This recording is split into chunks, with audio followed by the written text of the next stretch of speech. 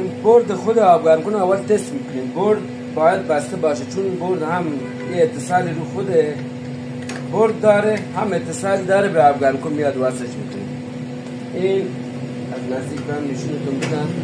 این اتصال ببینی، این پیچه، این اتصال، این باید حتما 100% بسته باشه.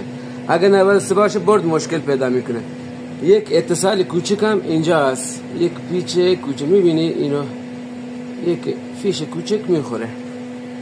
راحت میبندید، با دقت میبندید.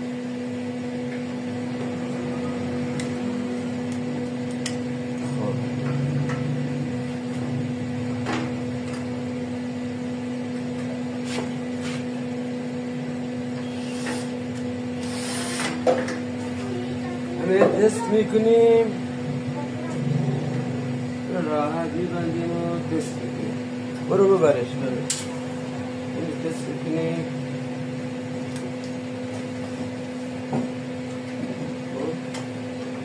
این پیچ میبندیم که مشکل رو.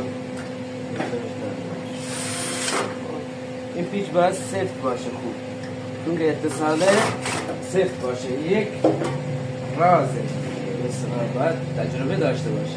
اون اگه پیچ شل کنی بیای باز آبگرم کنه نبندی، فقط سیماش ببندی، مشکل پیدا کنی. این از داخل شکسته، نگاه کن شکسته. این برده فیش میبینی، فیش شکسته نیست، نگاه کردی.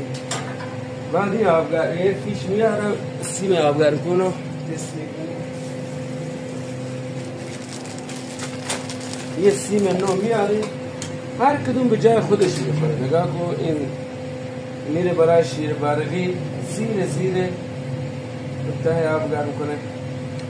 اینو فیش روی خود برد میره. یه زایده داره دیگه، این برد چپه جا نمیره، زایده داره راست جا میره.